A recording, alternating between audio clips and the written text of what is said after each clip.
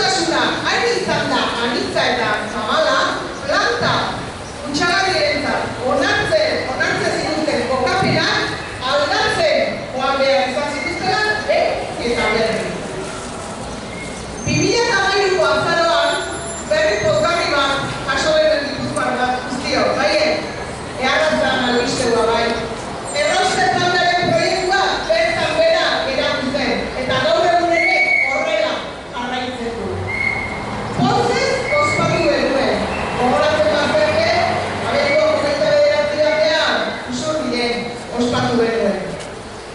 Pozez ospatu genuen da diot, orduko agintariek osasuna, ingurumena eta ekonomia lehenetsi zutelako.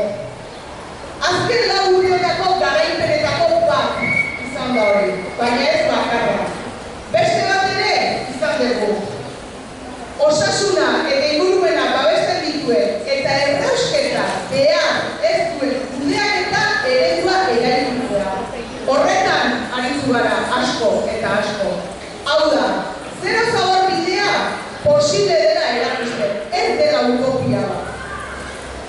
Errausketa, irugoseak dauden haundi batzuen apeta besterik ez dela begibistan utzi dugu azken urte honetan. Eta orain, arrotuta eta entzukor, Gipuzkoako erakunde nagusien kontrola izan dezaketenak atzera egiteko mehatxua egin digute. Mehatxu hori errauste plantaren proiektua berrartzearekin egin digute guztiok. 11 aldiz esan diegu. Ez dugula errausketarik nahi. Beste 11 aldiz errepikatu diegu. Ez dugula soilik ez dugula nahi. Baizik eta gainera ez dugula behar.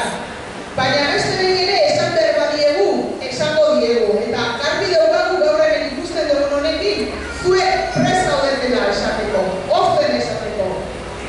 Azken aldian, arazoa salatu eta protesta egiteko modu bat, ibili da guztion ahota, azken aste honetan. Txistualdia edo pitaba zenekoa. Gaur hemen, diputazioan aurrean, Gipuzkoako errausketaren aurkako plataformen koordinadora, Eguzki eta Greenpeace eta Zero Zabor ingurumen babeskerako elkarteak elkartu garen guztiok, txistualdi batekin ozen errepikatuko dugu, ez dugula errausketarik nahi eta ez dugula behar.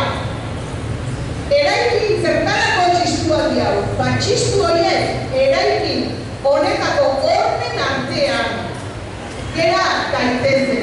Eta txistu horien oihartzuna etor daitezken agintari horiek kutsaduraren ideari berrekiten badiote entzun ditzaten egunero beren jardunean. Horregatik jarraian zati txiki bat gazteleraz irakurriko dugu koordinadorako Maria Luisa ordezkariak eta ondoren